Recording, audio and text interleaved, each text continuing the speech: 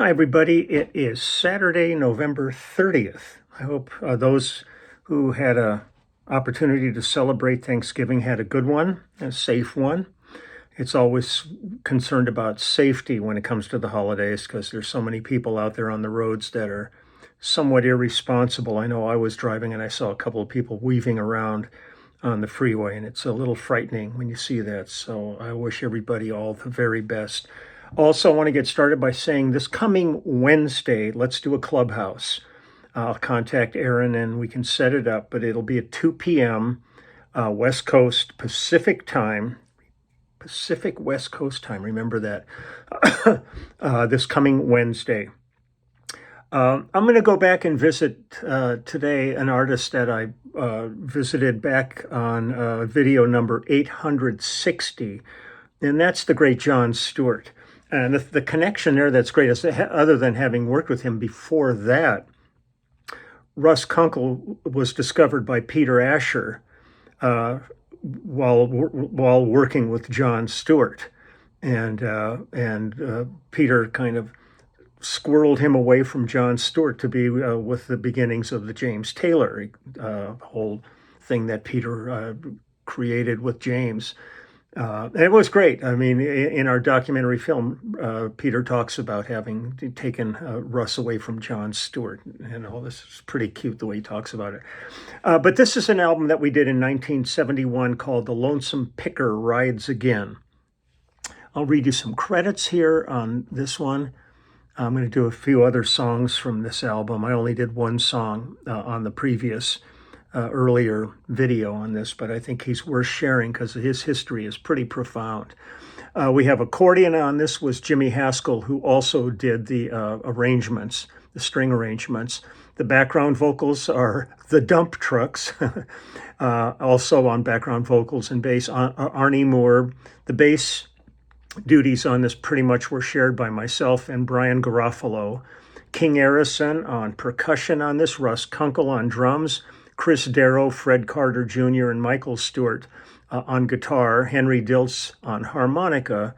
So Henry's one of the greatest photographers in rock music history, but I've known him since he was Tad Diltz in the Modern Folk Quartet, and he was singing and playing banjo and stuff in that. So everybody's got so much history together. The great Buddy Emmons on pedal steel, Glenn Hardin from Elvis Presley's band, and Lauren Newkirk on piano. There's different producers on this one. Michael Stewart, John's brother, did the bulk of it, though. And also on vocals on this is Buffy Stewart, John's wife.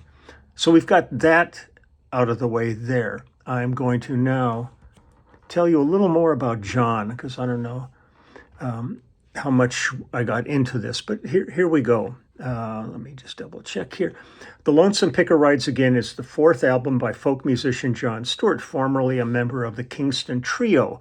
Released in 1971, the album contains Stewart's own recording of Daydream Believer, a song he wrote for the Monkees. This version was released as a single and hit the #1 spot on the U.S. Billboard Hot 100 chart in 1967, remaining there for 4 weeks. There's another page here with a lot more. Here we go. This is what I wanted. Hold on one sec. I'm getting back to this. I'm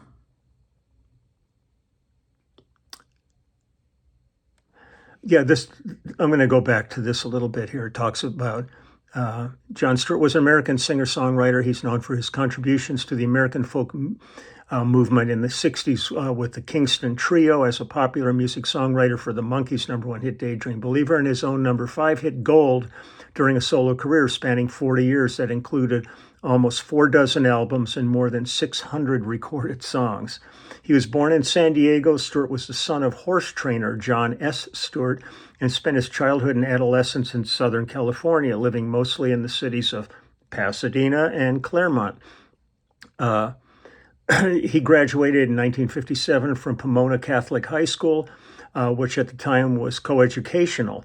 Following graduation from high school, John went to attend Mount San Antonio Junior College in Walnut, California, where he was active in the music and theater programs. He demonstrated an early talent for music, learning the guitar and banjo. He composed his first song, Shrunken Head Boogie, when he was 10 years old. In an interview in Michael Oberman's Music Makers column, in the Washington Star, on 30th of October, 1971, Stewart said, "I bought a ukulele when I was in Pasadena. I would listen to the Sons of the Pioneers records. Tex Ritter really turned me on to music. I Love My Rooster was top 10 as far as I was concerned." You know, and going back to Tex Ritter, and he was John Ritter's uncle, I believe, and Thelma Ritter was his aunt, who was a wonderful actress. A lot of history there. As far as the Tex Ritter and the Sons of the Pioneers. There's a lot of stuff here, talks about the Kingston Trio period with him and what an effect this had. So the Kingston Trio had emerged from the relatively crowded San Francisco folk culture in 1957 using a mixture of calypso, pop, and folk styles, along with several forms of comedy in their act, relying on new pop-oriented arrangements that folk music classics, as well as some original compositions. The trio earned their first gold record with Tom Dooley and thereby launched a major revival of folk music that led to influence the careers of Bob Dylan, Peter, Paul and Mary, and John Denver, among others. The group had become one of the best-known and best-selling acts in the folk music scene, and we're enjoying a lucrative recording and touring contract with Capitol Records, having 10 albums under their collective belt when Dave Guard departed the group in 1961 to explore other musical directions.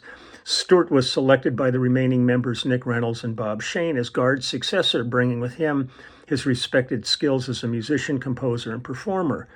Reynolds, Shane, and Stewart recorded a dozen albums together, taking the music of the trio in new directions, including more original material and performing songs by relative newcomers Tom Paxton, Mason Williams, and Gordon Lightfoot. The pop era began to wane when the music of the Beatles and the Rolling Stones and fellow Californians, the Beach Boys, increasingly dominated the charts, and in 1967, the Kingston Trio decided to disband.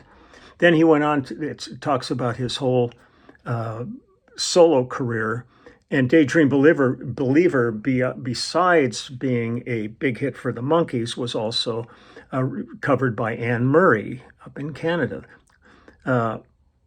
Let's see, he also wrote Never Going Back for the Lovin' Spoonful, which he recorded on his 1969 album, California Bloodlines.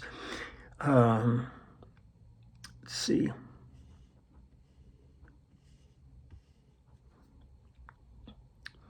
Okay, then it talks about gets into his later years. It says Stewart's later and most significant success was as a songwriter. Several of his songs were recorded by a number of popular acts, including Nancy Griffith, Sweet Dreams Will Come, Roseanne Cash, Runaway Train, Dance with the Tiger, and Joan Baez, Strange Rivers. He also continued to record new material, producing CDs on his own Neon Dreams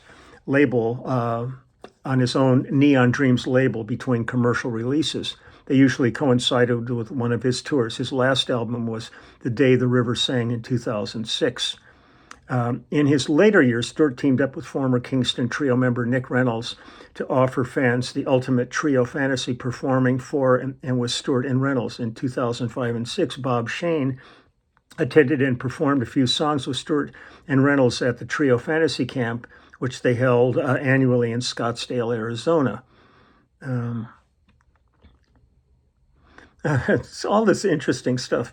A tape of Stewart's 1969 Mother Country from California Bloodlines was played on the Apollo 11 spacecraft during its return to Earth. The production team of CNN's 2019 film Apollo 11 heard the song while listening to archive footage of the flight and included a blend of astronauts' tapes and original studio recordings of the tune in the soundtrack as the craft approached the Earth's atmosphere. He was awarded a Lifetime Achievement Award in 2001 by the World Folk Music Association. Now, he was diagnosed with early onset Alzheimer's in 2007, but resolved to continue performing as long as he was able. On January 19, 2008, he died from a stroke in a San Diego hospital 10 days before a scheduled performance in Scottsdale, Arizona. He was 68 years old when he passed. So I mean, it's like, but I could be sitting here for a half hour reading all of his Wikipedia. John was an amazing guy, and I loved the fact that, I got to work with him so early on. And I'm going to just go ahead and play a few of the songs from this album. We've got all that other stuff behind us now. So I'm going to go ahead and start here.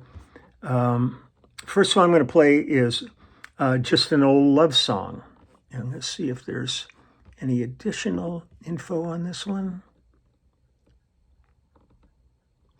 Just written by John Stewart. So here, I'm going to move my speaker over here. And we are off and running with John Stewart.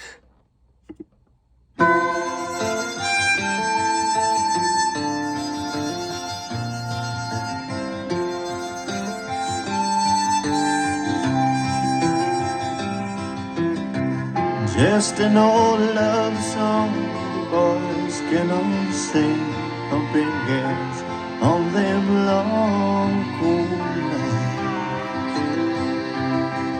Just an old love song the boys can all sing, pumping gas on them long cold nights. Just an old love song who feel like they're dreaming. Just an old love song for dumb dirty girls who feel like they're dreaming. Just an old love song, just an old love song, just an old love song. Just an old love song, just an old love song, but any old love song will do.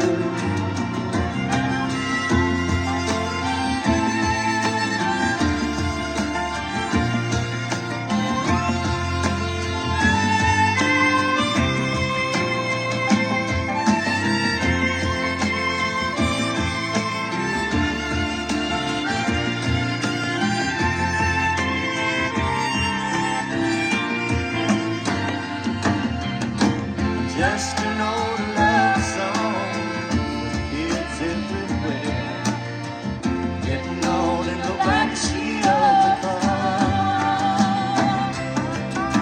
Just an old love song for the kids everywhere. Gotta let you getting on in the back of the car.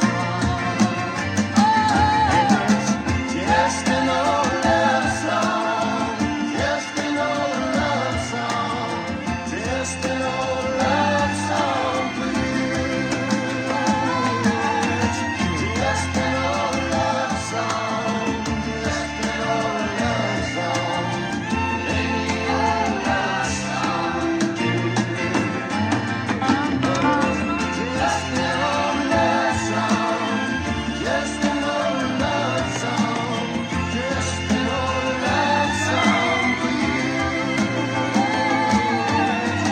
Just an old love song, just an old love song, any old love song. Just an old love song, just an old love song, just an old love song for you. Just an old love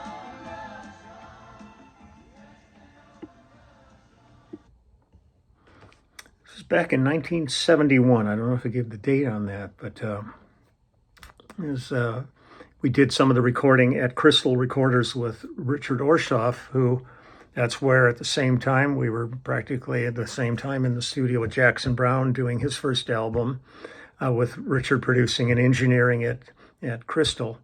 And Crystal, one of the main people there was John Fishbeck, who's the person that introduced me to James Taylor back in 1969, late 69. So, I mean, there's a lot of weaving going on here. Okay, here's John's version of Daydream Believer, which was a huge hit for the Monkees. and also, like it said, recorded by Anne Murray. So here we go, Daydream Believer. Country version of it. It's really interesting. If I could hide beneath the wings of the bluebird as she sings, the 6 o'clock alarm would never ring, but it rings and I rise, rub the sleep out of my eyes. A shaving razor's old and it stings. But cheer up, sleepy Jean. Ah, what can it mean to a daydream believer and a homecoming queen? You once thought of me as a white knight on his steed, but now you know how funky I can be. And our good times starting in without dollar one to spend. But how much, baby, do we really need? So cheer up, sleepy Jean. Oh, what can it mean to a daydream believer and a homecoming queen? Cheer up, sleepy Jean. Oh, what can it mean to a daydream believer and a homecoming queen? Cheer up, sleepy Jean. Ah, what can it mean to the old lonesome picker and the homecoming queen? Cheer up, sleepy Jean. Ah, what can it mean to the old surfer drummer and the That's Russ. homecoming queen? Cheer up, sleepy Jean. Ah, what can it mean to old Nashville Carter and his homecoming queen? Cheer up, sleepy Jean. Ah, what can it mean to a daydream deceiver and a old closet queen?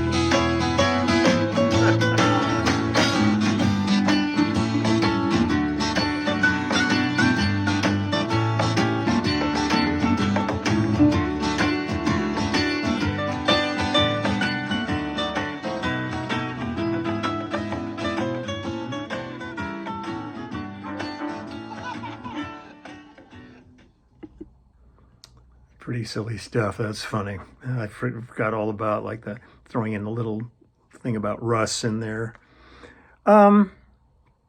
Here's let me see what should we do here. This is called Crazy. Let's go ahead and listen to Crazy.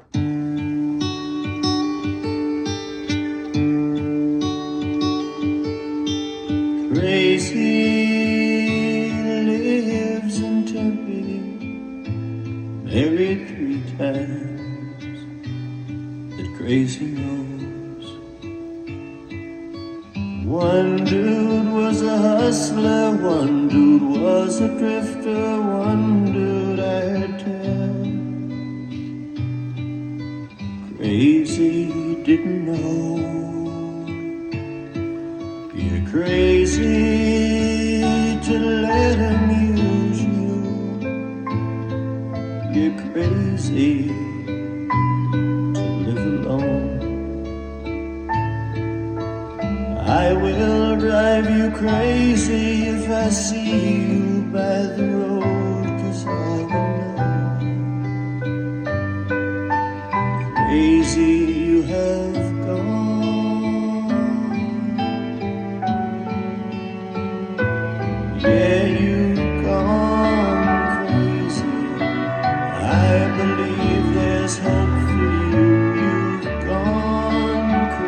crazy. You've gotta be to face the world. You've gone crazy when I think of you.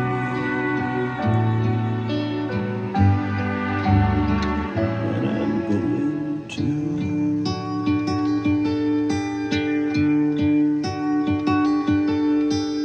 Crazy to be lonely is just dying too damn soon. Crazy as it seems, you know, to love somebody is just that. It's crazy, the only way to go.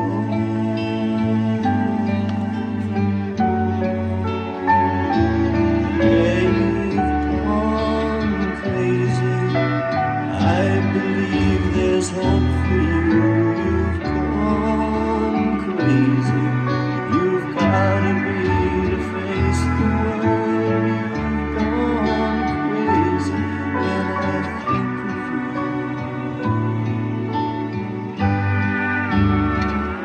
I'm going to.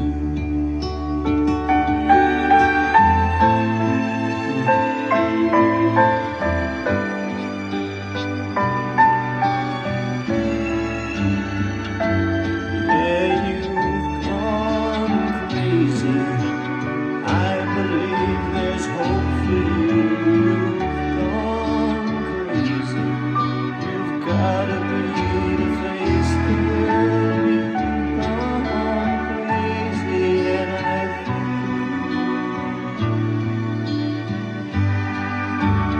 I'm going to.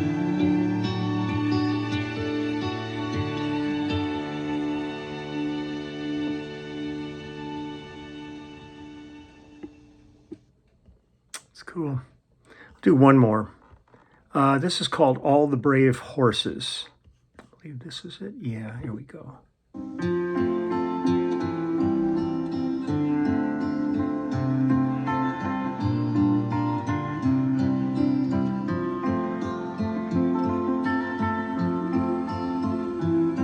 Shoot all the brave horses. How will we ride?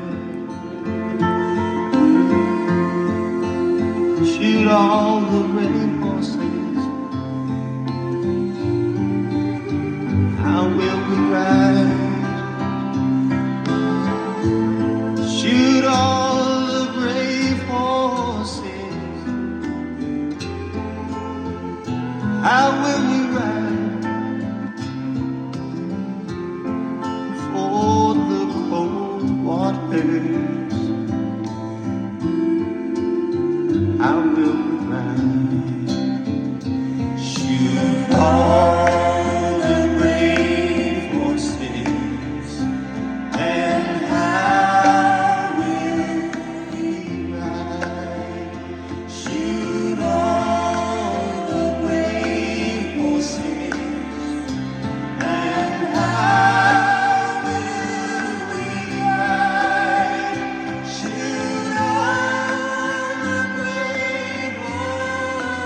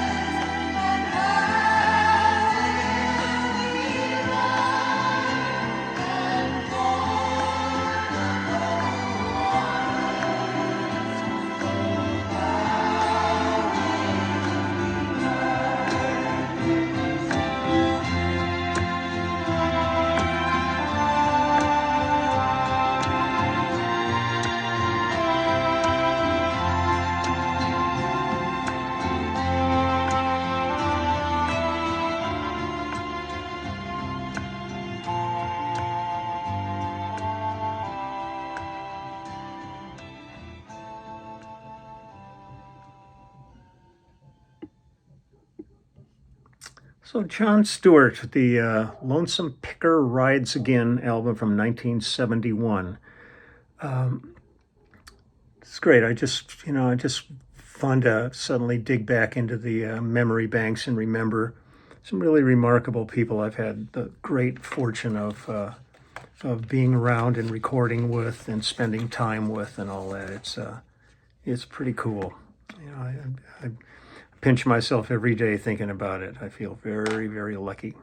And lucky, this week was really nice. This past week, I spent 3 days in the studio with an artist named Henry Parker, who's really a gifted guitarist, singer, songwriter from outside of Oxford, England. And we went in and we cut a whole bunch of tracks with him. And it was really a fun experience. And one of the things I always talk about is you never know who you're going to meet when you do a session. A lot of times, it's the same guys every time. And then there's other times you go in and you'll meet somebody you've never met before on it. And I felt that way. There was a keyboard player, arranger on the date named Kerry Frank.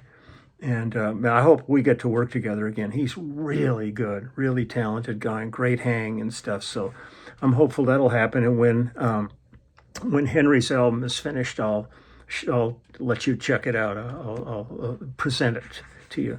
And then, this is crazy, my new passport.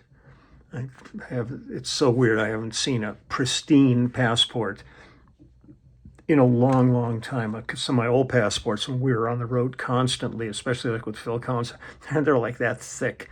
I kept adding extra pages, and you can't do that anymore. But this is good till 2034. And be nice if I still need it then. Who knows? You never know.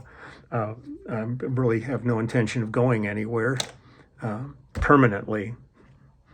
That's the catch. But I am now legal for our Lyle heading to the UK in January. I've got up-to-date numbers for work and travel and all that. So that's cool. So remember, this coming Wednesday, Clubhouse. I've just got some more orders for cameos. I've been doing those almost daily and filling book orders now that the holidays are coming up. There's I get this nice bump in book orders. So it's all going good here, and it's a lovely day outside. I'm going to probably go out and do some yard work in a little while, and I have some songs to work on for people that have sent me some files. So keep it up. So I will talk to you later, but have a great weekend, okay? I'll see all of you who are in the clubhouse that can make it on Wednesday. Okay, bye.